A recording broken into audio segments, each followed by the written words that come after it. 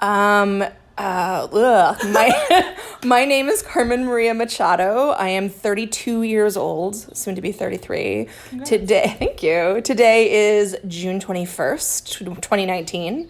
It is the summer solstice, the longest day of the year. I'm speaking with Lucy Dacus, who is my new friend slash creative peer. We are recording this interview in West Philadelphia, Pennsylvania. Happy to be here. Okay, I'm already going to ask. Do I say the same thing? Yeah. Cool. Hey, my name is Lucy Dacus, and I'm 24 years old. Today is June 21st of 2019, and I'm speaking with Carmen Maria Machado, who is my new friend and creative peer. And we are recording this interview in Philadelphia, West Philadelphia, Pennsylvania. In your lovely home. Yes, in my sunroom. So good. My This yellow place is sunroom. beautiful. Thank you. We are both homeowners, worth stating. Yes. I'll give this back. All right, excellent. So tell me a little bit about yourself. When and where were you born? Okay, I was born in 1986. Wait, that's not a question that I put in there. Oh, no, never mind. Okay, never mind. Tell me. Sorry, we get to the gay questions later. So I was born in 1986 in Allentown, Pennsylvania, which is about an hour and 15 minutes north of Philadelphia. It is the Allentown of the Billy Joel song Allentown. It is old. It's next to Bethlehem. It's like an old steel mining town. I grew up kind of halfway between the suburbs and the rural part of the area. So you sort of went one direction and it was suburban, and then also sort of city, and then you went the other direction and it was nothing but cornfields. So I kind of grew up like in this weird sort of no man's land, right next to a Kraft Foods factory that smelled weird on some days. Some days you came outside and it just smelled odd. And I'm pretty sure it was the Kraft Foods factory that made it smell that way. Yuck.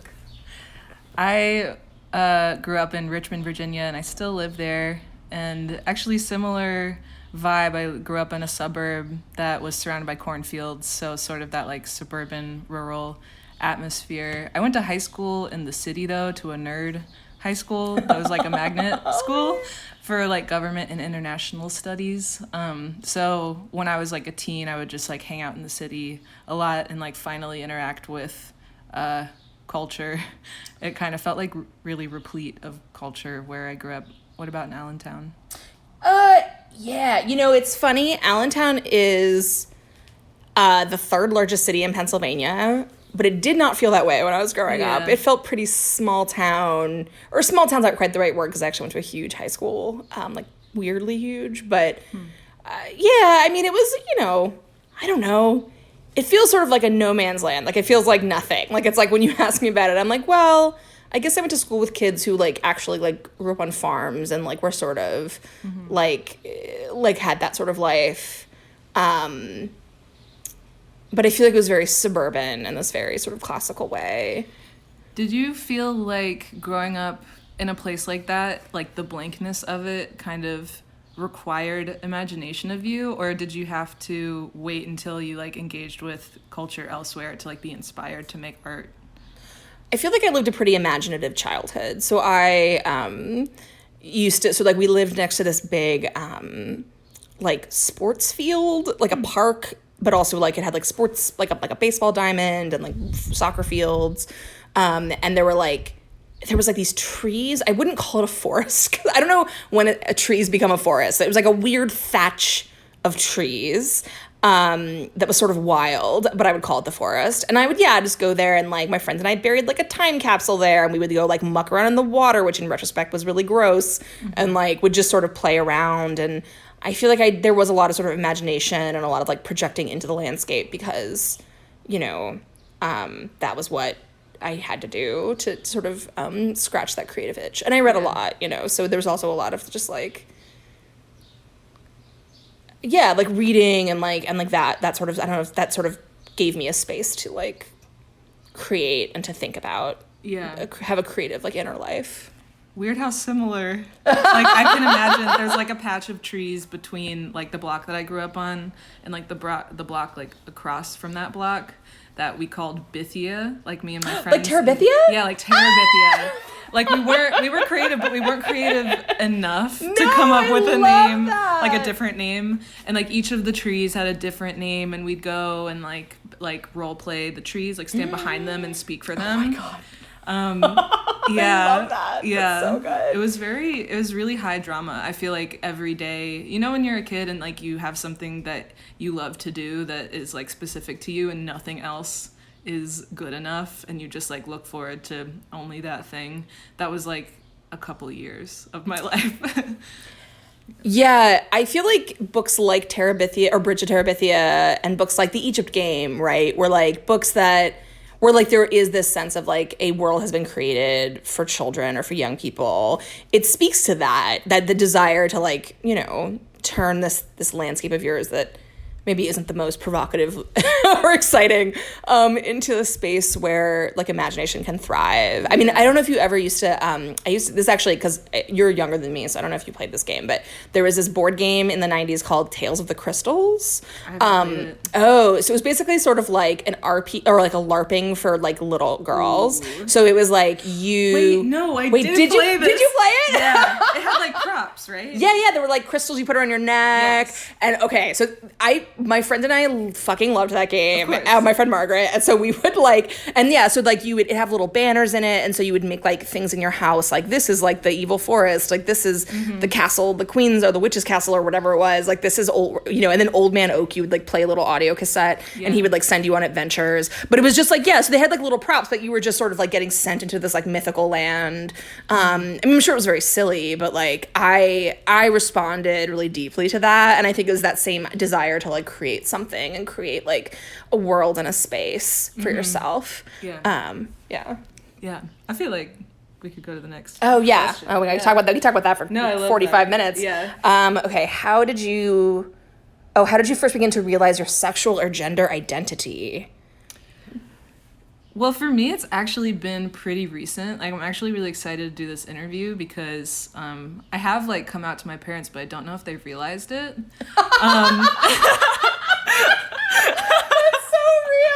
Fucking real, man. Yeah, because I like through high school and college, I was like with this dude for 5 years who, whenever I would bring this up, like, actually, you know what, I think I'm pretty queer, you know, I think I might be pan, like, I'm attracted to women, I'm attracted to trans people, I'm attracted to non-binary people, and he would be like, no, you're not, you're with me, you're straight. Yeah, rough. And then I, like, but also, like, he would make out with his dude friends and be like, you know, if you know, have this going on, we could talk about it. But he, like, would not acknowledge that I spoke. And then, like, one time punched a wall when I brought it up. Not to get dark so early into this. But basically, like, it's been also, like, growing up Christian, it's just, like, not something people ever invite you. In fact, the opposite. They invite you to never think about that thing ever. And so, yeah, like, probably within the past, like, 3 years, I've been more honest with myself. So yeah, Mom and Dad, if I wasn't clear, I'm pan. Yeah, and I can explain that later. This reminds me of when I came out to my parents, which was, oh my God, that would have been 2005?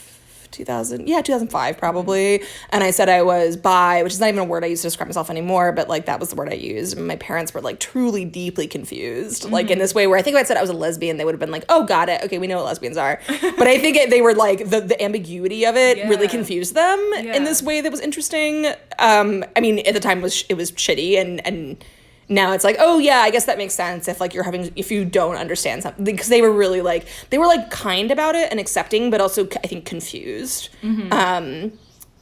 Which is like, I guess like it's not a best case scenario, but it's like better than a lot of people experience. I feel pretty lucky, but yeah. I guess so I was in high school in the early 2000s, and I, as it turns out, was really gay but did not realize it. So I yeah, so I like had crushes on girls, and I feel like I really but I didn't know what that meant. And I was really religious as a teenager. Weirdly not. I wasn't raised super religious, but I was like sort of had a self-imposed religious fervor. and then that sort of, and and had also like was very confused about sex and desire just in general, and then you add like queerness to that, and it was just very complicated. And so I had this really good friend who I would think about kissing, but I didn't realize that's what that meant. And I think also like it's really interesting, like, because I teach college age students, and like even now I think to myself like, wow, like the world that they kind of came of age in is so different, because for me it was like I didn't even know what gayness was exactly. Like I didn't even have the language to put to that, which is really interesting. So then I got to college, and I made a really lovely friend, Anne, who is still a dear, dear friend of mine. She was in my wedding, and I was in her wedding. But Anne was like, I'm bi, and like I'm joining the rugby team, and like and she was just such an inspiration to me. Like I sort of like, she was like a model, which I had never had. Like I didn't have a model before, and then once I had a model, it was like I suddenly was able to like. Yeah, like I suddenly had a sense, I was like, oh, I'm bi, which is, again, not a word I use. I mean, I describe myself as queer now, but like, yeah, like I suddenly like had that realization, or I sort of connected the feelings I already had to this like language or this like sort of sense of it. And that was like the beginning of like an understanding of my sexuality. Yeah. I also lacked a language, again, like for probably religious reasons, also because like my mom was involved in the theater community, so I knew a lot of gay people, but they were usually like middle-aged people who'd been partners for a really long time, and again without like the nuance of like non-binary or like being fluid, just like married couples with kids and stuff. I have this like memory that I keep thinking about a lot recently of being 7, and I was obsessed with my first kiss, and I was so worried about it for like since I was 5. Once I realized it was a thing, I was just like so freaked out, like it's got to be perfect, and I want to only kiss one person my whole life, like, which it didn't work out, spoiler, but like I had an older friend, a friend that was in the 3rd grade, who I'm not going to name because I don't know if she'd even want this to be out about this. But I asked her, like, okay, you're older than me. You're probably wiser than me. You've probably been around the block. Like, can you please give me kissing lessons? And so we'd like go to her house and we'd pretend to be each other's crushes, and we'd just like make out and like give feedback afterwards. Be like, that was a little too spitty. Like, you probably shouldn't like bite. You can't see that my hand is like on my chest right now. It's just like overwhelming emotion. Yeah. And so I think about that. I didn't even know when I was 7, I didn't even know what gayness was at all. It was all for the men we'd eventually be with. But like I just only ever wanted to go to her house and do that. And so I thought it was for my future husband, but it was also like in itself like super joyful and like but part of why I just haven't been really comfortable like figuring these things out yet is everyone that I've like had experiences with, none of them are out. So like it kind of feels like it's their experiences too, so I don't feel full ownership of my own like queer experience. Yeah, I actually had there was a person when I was in college that I'm slightly out of college that I was hooking up with for a while, who was also similarly very like closeted or at least it was ambiguous about her sexuality. And it was this very weird, and I had never really had that experience before of like being with someone who then would sort of emphatically say like, actually, I think I'm not gay. And I was like, really? Because like, I mean, not that I want to tell you identify, but I do think that you might be a little queer, we've been hooking up for like a minute. And yeah, it was really, and luckily it's only ever happened that one time, but it was really affecting. Like it really, and then I would like worry, like, is it me? Like, did I don't know, it's all those like weird anxieties that come with that. And I mean, obviously like people, like I think the choice to like be with someone or hook up with someone or have a relationship with somebody who is closeted is like so complicated because it's like, it does give you this sense of like, yeah, like why shame. Yeah, like shame or like, yeah, I'm this like secret or like, it's such an odd, we've kind of got astray from the question, but yeah, it is such a really strange, it's a very strange feeling. I can't imagine that being like a thing I'd experience because it was really awful the one time it happened. I was like, this is horrible and I hate it. Yeah, not to be recommended. Yes, not to be recommended. Should we move to the next question? All right, let's see. Tell me about the first time you came out. Who did you tell and why? Do you want to? Yeah, I feel like I needed approval from my boyfriend. I already spoke about it, but like I felt like I could only come to him since he was, the keeper of my romantic life at the time, and then he didn't accept it, and so I didn't either for a really long time. Beyond that, basically the way I talked to my parents about it was like, if I wasn't dating this guy, I would gladly date a woman. And like, let me try to explain what being non-binary means. Like, those people I find beautiful often, particularly because it's like when you're kind of defecting from the gender you're socialized in, it just like shows such like a self-awareness and like a willingness to live your best life that I find innately attractive or admirable. So I'm like always, and like trans people as well, I just admire them so much for innately like taking hold of their life. And so as friends, like, or romantic partners, I've always just really like been really proud of those people in my life.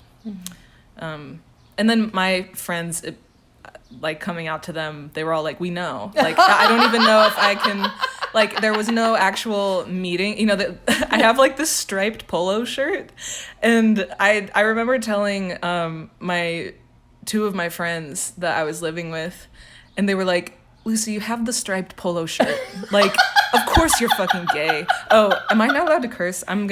They can edit that. Oh, are we not allowed to curse? I don't know. I said a bad word. Whatever. But like, of course, the shirt said it all. I still wear that shirt.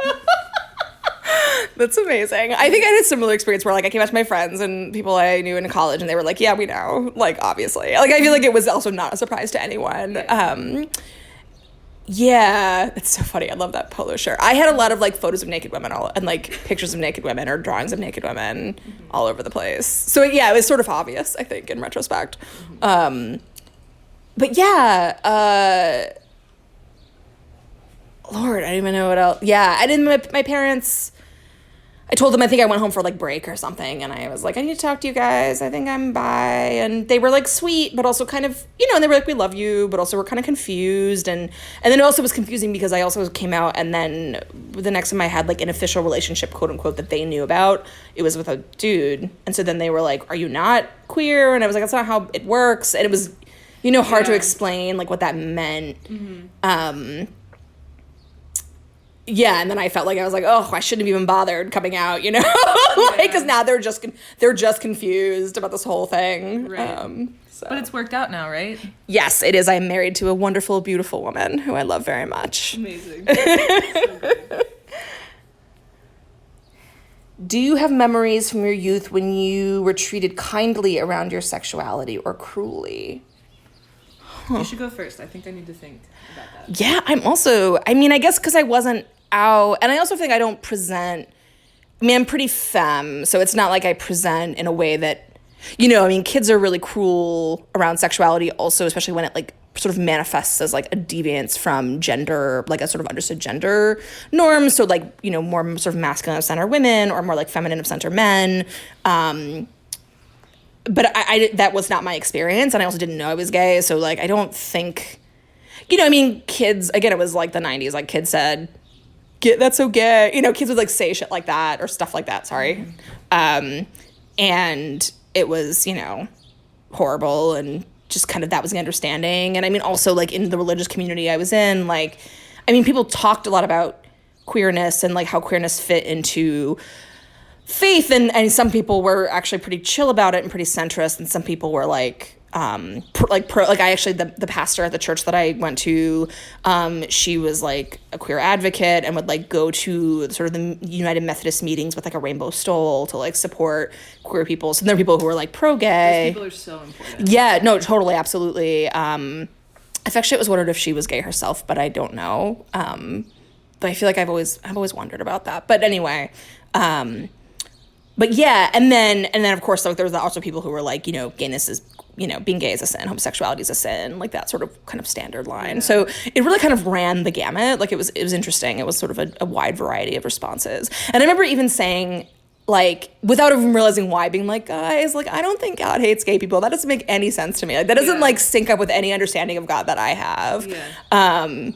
I think now it was like really this little piece of me that was saying like, you know, yeah, like God doesn't hate you. You know that on some level. So I feel like I haven't given anyone the opportunity to be cruel or kind to me because it's such like a quiet part of my life. And again, like I didn't really have like these big moments of coming out, you know, and I think that's part of why so many people stay closeted. Like I don't think I'm closeted, but I'm not super vocal because like I would just like to avoid, you know, any of those types of comments, and like hopefully the world's just changing in the way that those comments won't happen as much. And like earlier we were saying neither of us really had a vocabulary at the beginning, but like I don't know, maybe this podcast or like efforts like it, people will have access through the internet to just like people talking really normally about it and not like as an edgy thing either, because that was something that I heard the song I Kissed a Girl by Katy Perry recently, and I was like, this actually kind of sucks. Like her just being edgy, like, and it's like male gazy, you know, she's saying like, I kissed, it felt so wrong, it felt so right. Like, I guess those feelings can be real, but like I just was like, I really don't like that, like the ideas of like women kissing, it was like something edgy or something you do when you're drunk or like at a party. Because that's also like when I would kiss girls a lot, it'd be like dudes are watching and it'd be hot or something. Not a lot. Like I'm not so wild. Like even then I feel like I have to edit myself and be like, that's not, you know, that's not something I would do. And like I did that. Like, yeah. Have you ever heard the Jill Sabul song, I Kissed a Girl? Mm-mm. So there's another song by this like woman that is totally, it's also called like Kissed a Girl, and it came out I think before the Katy Perry song, and it's a completely different song, but it's really sweet and very like genuine. It's just about her like loving her friend and kissing her, and it's like really lovely. It's funny because I actually like don't hate the Katy Perry song. Yeah. I think because in a way, I think for the reason that it feels ambiguous. It's like, yes, obviously on its face it's like male gazy and like kind of, I guess, appropriative, you even call it, because like I don't think Katy Perry is queer, so there is, but I think there is actually something kind of lovely about a song about experimentation, and the fact that was like a hit on the radio, that people, right, exactly, like I don't hate that, like I, you know. No, that's great. I'm gonna take that. I always prefer to love something or like it rather than dislike it, so I'll just take that reason from you. Oh, good. Yeah, totally. Yeah, I don't know. Yeah, it's funny, I've been thinking about this a lot too, because I also literally just finished watching Killing Eve. I don't know if you've seen it. I highly recommend it. It's really good. But there was this whole like controversy maybe like 2 weeks ago, because like Sandra Oh gave an interview and she was like, oh, like they're not really, like basically she was sort of like, it's not really the queer, I mean, she didn't say that exactly, but that was basically what she was saying in the interview. But it's like the gayest show I've ever seen in my entire life. And I was actually just on Twitter today talking about like, oh, like and people got really mad. They were like, oh, so you're like queer baiting? Like, oh, like it's how shitty that like, you know, she made this show and now she's saying it's not gay. But I was like, actually, like the show is gay. Like regardless of what, of like her intentions, or what, like literally, like when you make art, like when you like write a book or write a song or like put something out in the world, like once it's out, like you don't control it anymore. It's like, and it's up to like readers or listeners or the people who are like consuming the art to like decide for themselves how to read that thing, right? And so like you as the creator can't say like you're interpreting that wrong because that's not your job anymore. Like you made the thing. And so I don't know. So I was sort of like, it doesn't matter what she has to say about it. Like it's really gay, and not even like subtly, subtextually gay. It's like the gayest thing I've ever seen in my entire life. So like, yeah, anyway, sorry, we're way off on a tangent, but I just sort of feel like that, I don't know. So I'm like, I'm happy to like gather up all the, I'm like, whatever, it's gay. It's fine. Yeah. We could probably do that. Oh, okay, cool. Let's see. Who was your first love and your first relationship? Aww. Wow, I just realized there could be so many answers to this. I feel like I say that my first love was my friend Amigdio. Hi, Amigdio, who's still a friend, and they live in Albuquerque, and they're non-binary. They weren't at the time, and I feel like that's been really cool to like know that we loved each other once, and then like both of us have evolved so much from that time in both our gender and sexuality kind of journeys. So that was like my first love and first kind of relationship, but also like I kind of like to think that the really early ideas of relationship count too, like my boyfriend in kindergarten. Like I actually came up with this game called Marriage in kindergarten, where like I would have a suitor express their love to me and I would be resistant, and then I would say like, okay, then catch me, and then so I would like run around and be like, no, I don't love you, but then I would give up and we'd kiss, and that would transform my love, and then we'd be married immediately, because I thought only people that were married could kiss, and that kissing was like the thing that made you married. Man, that is like a thesis's worth of stuff to unpack. I know.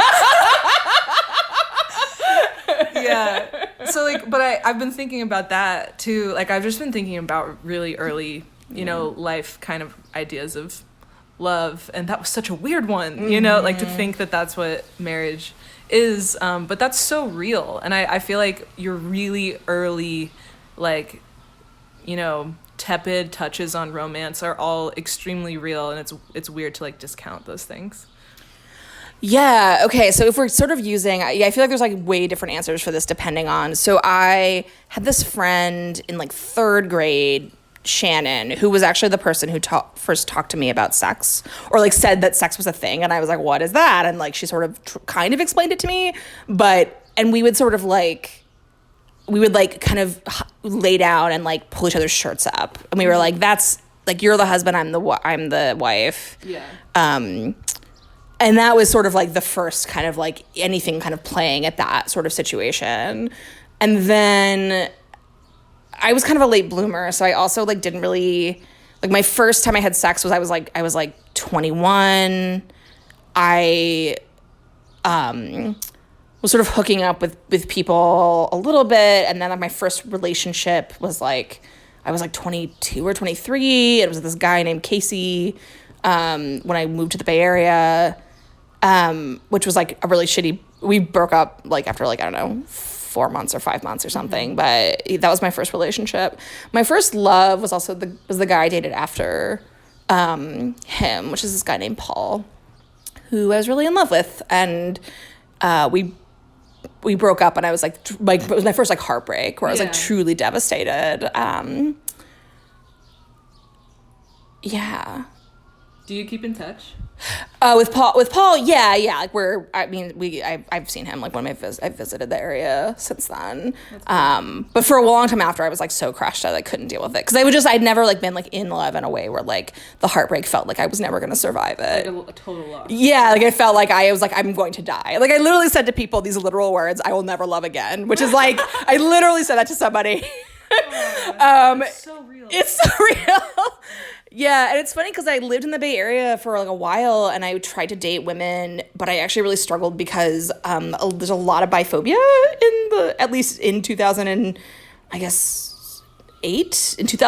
in the Bay Area. Like, a lot of like lesbians who were sort of like, oh, if you like men or you're with men, like I'm not into that, and I was like so crushed, and so I still know lesbians that say things like that. Like you're not a true lesbian. Yeah, it's very weird. It's I don't know. I feel like I haven't dove deeply enough into it to sort of truly understand it, but like, I don't know if it was regional, or I don't know if it's just like a weird holdover from the past or what it is. But yeah, I really struggled, and it was sort of like, I was like, well, fine then, Bay Area lesbians, you'll drive me into the arms of tech bros. I guess that's just what's gonna happen now. It was real sad. So. Oh my gosh. Yeah. We'll probably go to the next. Yeah. How has your life been different than you imagined? Oh my God. That's such a beautiful question. Do you want to answer first? Every day is a surprise. I mean, like, I I've imagined so many different versions of my life. I never imagined doing music, honestly. Like, I always imagined doing that as a hobby, but then my actual work being like psychology, or I was studying filmmaking. Like, I kind of wanted to do something like, you know, emotional and creative and like helpful in some way and hopeful, but not really have like a public identity. Having a public identity has been weird. I'm getting used to it. In fact, actually, I might never get used to it, I think is what I've recently discovered. I'm not too graceful about it yet. I would love if I could do music and nobody know what I look like. But I'm So Elena Ferrante. Yeah. We were talking about Elena Ferrante earlier before we were recording. I've read all her books, and I'm currently reading Maglia, which are her published letters, notes, and journals. And she talks a lot about how her books have nothing to do with her, and like how she made them, but like she doesn't want to be a prisoner to them. And I really resonate with that, like just like valuing the art, not actually like letting it feel like it's yours, you know, just being like it. I don't want to get too like hippy dippy, but like it shows you and like you channeled it, or it, because I think it can be a huge ego inflation to just be like, this is mine, because especially after you share it with so many people, your experience is kind of equal to theirs. You know, like you experience it in a really close way and like maybe more often than other people, but there are probably some people out there that have heard my music and like feel towards it more intensely than I do. Do you feel that way about your books? Oh, absolutely. Yeah. Yeah, this is such an interesting sort of like direction for this question to go. But yeah, I mean, obviously my life's been different for so many reasons. But one of them has been like the success of my work and like my practice and like supporting myself with my writing, which are all things that I never thought would ever happen.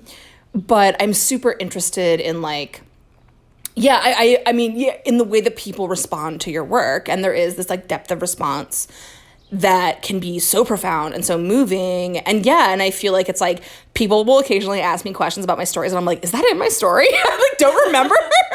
And I'll like go back, I'm like, oh, that is in there. I don't even remember writing that. And I mean, like once I don't know if this is true of music, but like in writing, like it's like, but the distance between like writing a book and publishing it and then the touring, I'm like when I think about Her Body and Other Parties, which is like my really successful only book so far, I'm like, I'm already a better writer than that and I don't even want to read it. Like I'm so sick of it, you know? Yeah, that's how I feel. I feel like embarrassed. I feel like embarrassed about my early work. Like I have a tenderness for it, the way you should always have a tenderness for your past self. And like that takes practice to have. Maybe like a very valuable lesson within the queer conversation too, is just like, because there's a lot of mistakes and weirdness that goes into that can be like, you know, you can hurt yourself a little bit. But yeah, I look back and I'm like, oh my gosh, like people think that's who I am. Like, so that's what's weird about my life that I could have never imagined, is that there's versions of me that exist in the world that people think are me that I'm not able to correct. I can do what I can and like put out more work, and like you're gonna do that too.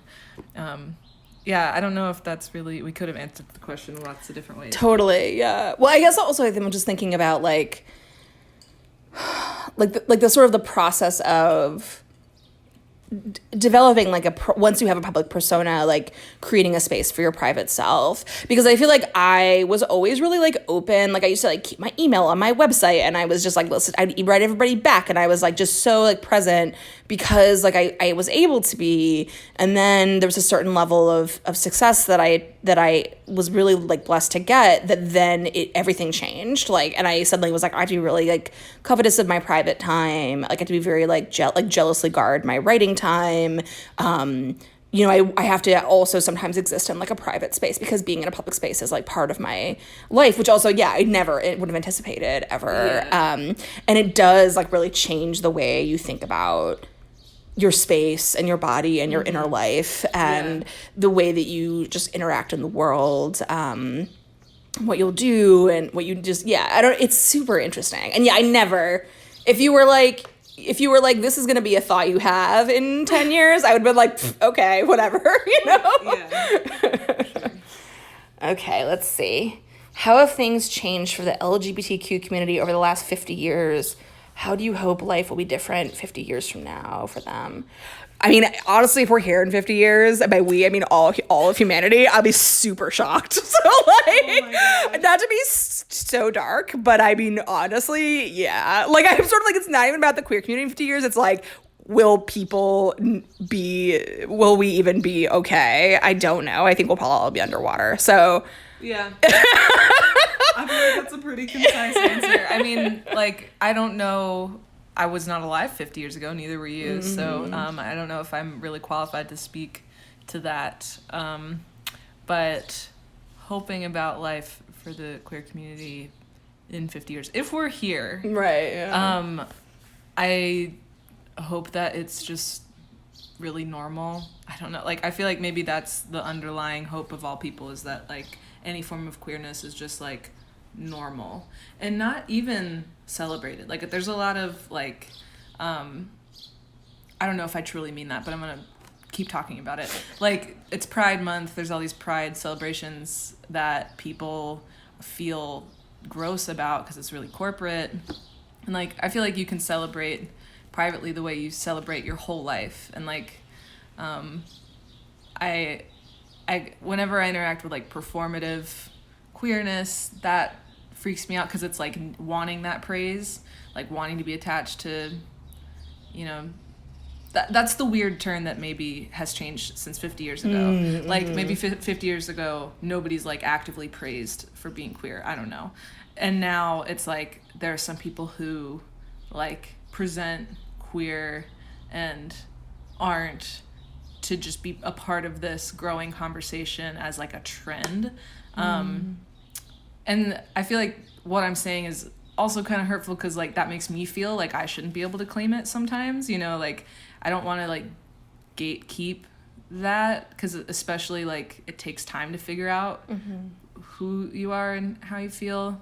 I'm getting a little rambly. I'm talking on something that I don't know much about. I'm just trying to answer the question when I don't actually know the answer. Yeah, I mean, I also think that, like, if you think about it, so 50 years ago, that was the 70s, right? And, like, you know, in the 70s, we were, like, you know, HIV was emerging. Like, we were sort of entering into this era where, like, queerness was sort of considered a kind of death sentence. I mean, not so much for queer women as queer men, but, you know, the public sort of perception of homosexuality was that they deserve to die. Like, that if they got sick, it's their own fault and they deserve to die. And then you think about sort of the advances made through the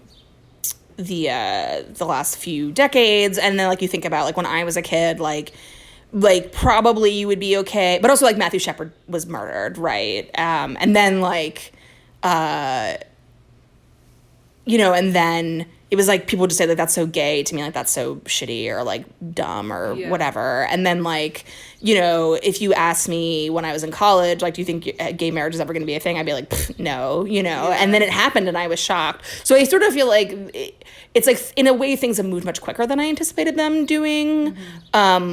But also, like, things are still bad. Like, I feel like also, like, sometimes people get complacent where they're like, well, we got marriage equality, but it's like, yeah, but there are, like, so many more things that we have to worry about. And, like, especially right now with, like, the trans community, like, you know, we're having these new conversations about, like, gender, or not new to them, but, like, new to sort of the public sphere.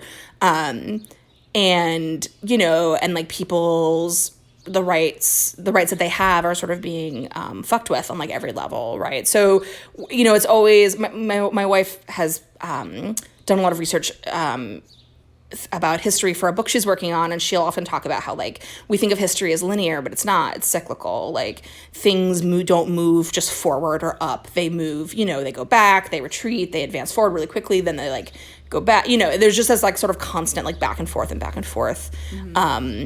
And I think it's useful to think about it that way. Like, it's useful to think about, like, yeah, like, obviously it's like, yeah, I mean, I've been thinking about this corporate conversation quite a lot, like the LGBT, you know, where it's like, I'm like, I agree, it's kind of weird that, like, companies that give money to conservative politicians are also, like, running, you know, have, like, rainbows in their social media feeds and, you know, talk about pride. But also, it's, like, kind of amazing that exists also. Yeah, like, it's the Katy Perry thing. Right, right. If you want to be optimistic, it's really great, you know, like, because it includes so many people, but it's just stuff with money is always weird. Well, no, like so many things, it's not one thing or the other, right? It's like a little good, a little bad, a little weird. Like, you can, you know, it's complicated. Yeah. Yeah. What advice would you give your teenage self? Oh my God. I would just be like, you gay, girl.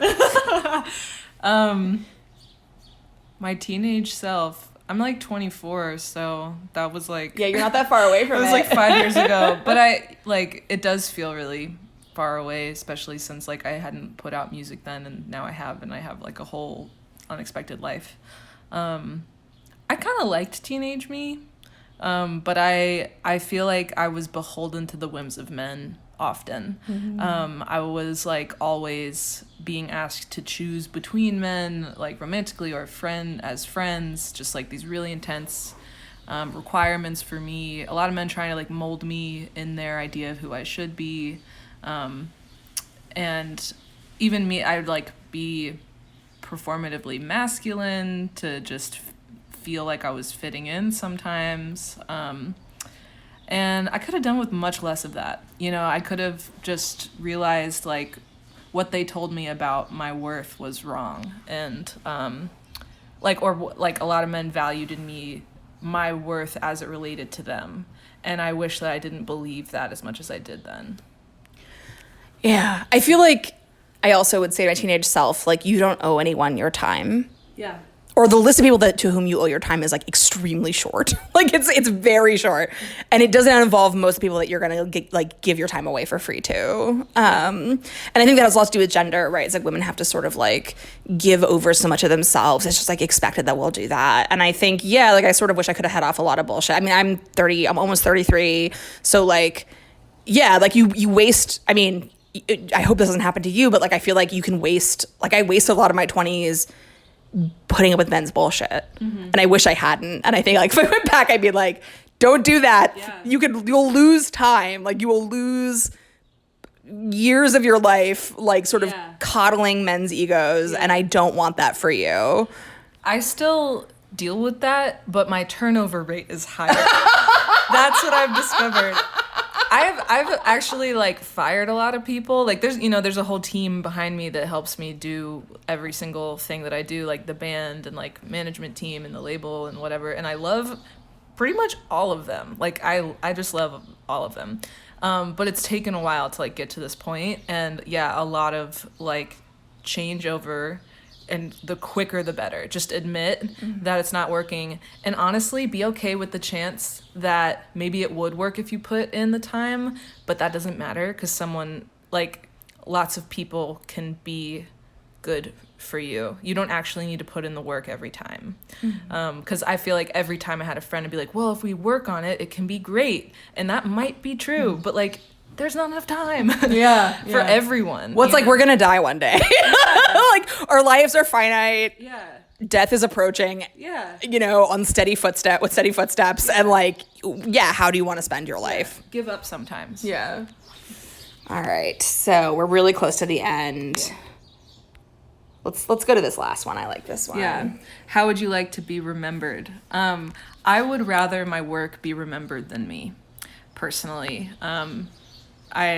We only have like a minute, but I think that there's something really true about myself and everything that I make, and that it'll never change, where I'm going to be changing all the time. So the memory of me like is not a reliable one, or it won't be.